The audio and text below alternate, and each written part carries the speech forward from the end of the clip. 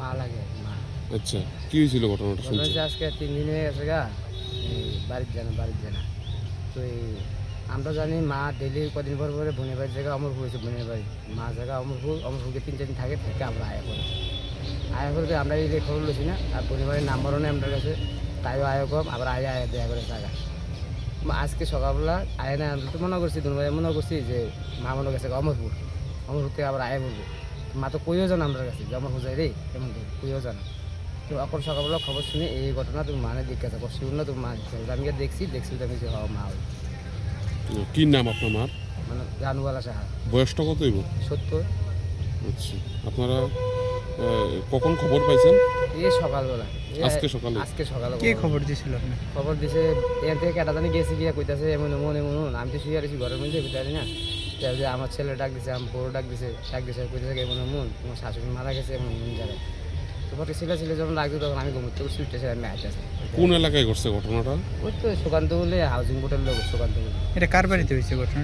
এটা হচ্ছে রামু সাহা, যে বাজেমল দোকান টাউন আছে তারা বাড়ি, তাদের বাড়িতে হয়েছে। পুলিশ কি আইছে? পুলিশ কি আইছে? কোন জায়গা পাইছে, মানে বাড়ির কোন জায়গার পেছনে? বাড়ির একদম পেছনে, ল্যাট্রিন বাথরুমের পেছনে। এত পেছনে আছে কিভাবে?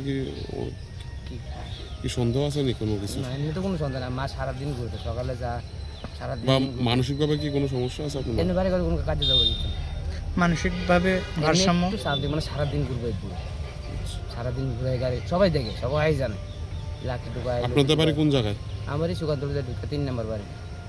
কত নম্বর ওয়ার্ড এটা পৌর এলাকার জানেন নি? আপনার নাম কি? আমার নাম শ্যামল সাহা। উদ্ধার ছিল, এটার বিষয়ে কি আছে খবর আপনার কাছে? আজকে প্রায় সকাল 10:30টার দিকে আমাদের কাছে একটা ইনফরমেশন আসে যে রাজারবাগ সুকান্তপল্লী এলাকার মধ্যে ড্রেনের মধ্যে একজন মহিলার ডেড বডি পাওয়া গেছে। তো অন প্রিলিমিনারি ইনভেস্টিগেশন এখন পর্যন্ত আমরা পেয়েছি যে মহিলার আইডেন্টিফিকেশন করা গেছে।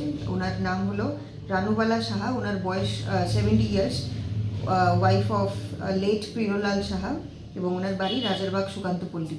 ওনার 2জন ছেলে আছে যারা ওনাকে আইডেন্টিফাই করেছে, এবং প্রাথমিকভাবে জানা গেছে যে উনি ওই এলাকায় প্রায়ই সবজি কিনতে বা বিক্রি করতে এমন করতে যেতেন। তো এখন এফএসএল টিম আমরা স্পটে ডাকিয়েছি পোস্টমর্টেমের, এবং আমরা পোস্টমর্টেমের জন্য পাঠাবো। এর পেছনে কোনো কি রহস্য আছে নাকি এমনিতেই? না, আমরা ওনার ছেলের সঙ্গে কথা বলেছি, উনি বলেছেন যে উনি প্রায় অসুস্থ থাকতেন বার্ধক্য বয়সের কারণে, কিন্তু এখন পর্যন্ত এরকম কোনো ফাউল প্লে বা অভিযোগ আমাদের কাছে আসেনি। তবে আমরা বডিটাকে পোস্টমর্টেমের জন্য পাঠাবো, তো টু কনফার্ম যে এটা কি কোনো আনন্যাচারাল ডেথ না এটার মধ্যে কোনো অন্য